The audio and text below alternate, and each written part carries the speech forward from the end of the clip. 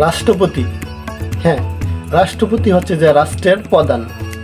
রাষ্ট্রপ্রধানকে বলা হয় রাষ্ট্রপতি। ওনার মাধ্যমেই সব মানে বাহিনীগুলা পরিচালনা করা হয়। রাষ্ট্রপতি হচ্ছে যে সকল বাহিনীর প্রধান।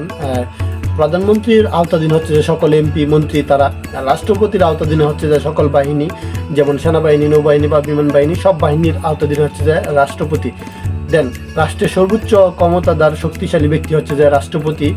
রাষ্ট্রপতির সবকিছুই আওতাধীন, বা প্রধানমন্ত্রীর সবকিছুই আওতাধীন রাষ্ট্রপতির। হ্যাঁ, রাষ্ট্রপতির নির্দেশনা অনুযায়ী প্রধানমন্ত্রী দেশ চালনা মানে দেশ পরিচালনা করে বা দেশের পরিস্থিতি সব নিয়ন্ত্রণ করে। দেন রাষ্ট্রপতি হচ্ছে যে বাংলাদেশের বা সকল দেশের রাষ্ট্রপতি হচ্ছে যে সর্বোচ্চ পদক। হ্যাঁ, মানে দেশের প্রধান যে পদ বা সর্বোচ্চ যে পদ, এর উপরে আর কোনো কোটা নেই বা কোনো পদ নেই, এটা হচ্ছে যে রাষ্ট্রপতি। তো আমাদের বাংলাদেশেও সেই পদটা রয়েছে। দেন অনেকের মনে হয়তো ভুল ধারণা আছে যে যারা রাষ্ট্র পরিচালনা করে বা রাষ্ট্র নিয়ে তাকে বা রাষ্ট্রপতি হয়, দেন তারা হয়তো অনেক টাকা বেতন পেয়ে থাকে বা তারা অনেক টাকা ইনকাম বা আর্ন করে থাকে। আসলে এটা ভুল। তারা আহামরি কোনো টাকা পায় না।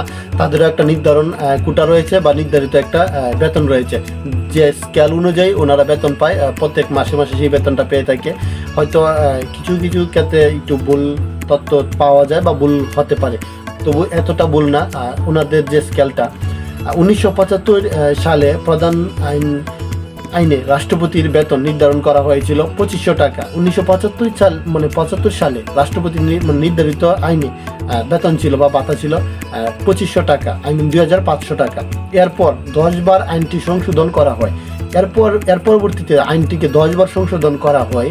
আর 1987 সালে আইনটি 1000 থেকে বাড়িয়ে 10,000 করা হয়। হ্যাঁ, আইনটি 1000 থেকে বাড়িয়ে 10,000 করা হয়। 1992 সালে 15,000 করা হয়। 1992 সালে 15,000 টাকা করা হয়। আর 1998 সালে 23,000 টাকা করা হয়। আর 2005 সালে এসে 33,400 টাকা করা হয়। আর 2009 সালে এসে 51,200 টাকা করা হয়। সর্বোচ্চ 2016 সালে এসে 1,20,000 টাকা করা হয়েছে।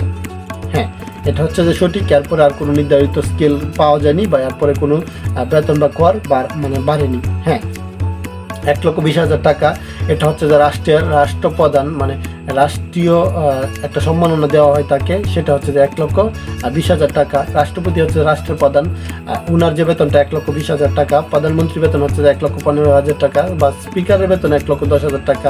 ঠিক এই সেম ক্যাটাগরিতে সকলের বেতনটা নির্ধারণ করা হয়েছে। আমরা হয়তো অনেকের মনে ভুল ধারণা থাকতে পারে বা থাকে যে হয়তো যারা রাষ্ট্রের প্রধান বা রাষ্ট্র পরিচালনা করে তাদের বেতন হয়তো আহামরি বা অনেক টাকা বা তারা পেয়ে থাকে। আসলে মোটেও তা না, তাদেরও একটা নির্ধারিত স্কেল আছে। আর এইগুলো সব কিছু তত্ত্বাবধানে রাখে হাইকোর্টেই সব কিছু নির্ধারণ করে রাখে। আর হাইকোর্টের বিচারপতির মাধ্যমেই সব কিছু কন্ট্রোল বা আওতাধীন থাকে। দেন রাষ্ট্রপতি রাষ্ট্রের প্রধান, রাষ্ট্র পরিচালনা করে। রাষ্ট্রপতি হচ্ছে যে রাষ্ট্রের মূল। রাষ্ট্রপতির বেতনটা হয়তো অনেকেই জানতো না বা অনেকের ধারণা ছিল না। এই ছিল আপনাদের ধারণা দেওয়া। আশা করি আপনাদের ভালো লাগবে। আর এরকম নিত্য নতুন ভিডিও বা আপডেট আমি আপনাদেরকে দেওয়ার চেষ্টা করব। আশা করি আপনাদের ভালো লাগবে। আর যদি ভালো লেগে থাকে তাহলে অবশ্যই ফেসবুকে দেখে থাকলে ফলো করবেন, আর ইউটিউবে দেখে থাকলে সাবস্ক্রাইব করবেন। দেখা হচ্ছে নতুন একটা ভিডিও নিয়ে। এ পর্যন্ত ভালো থাকবেন, সুস্থ থাকবেন। ধন্যবাদ।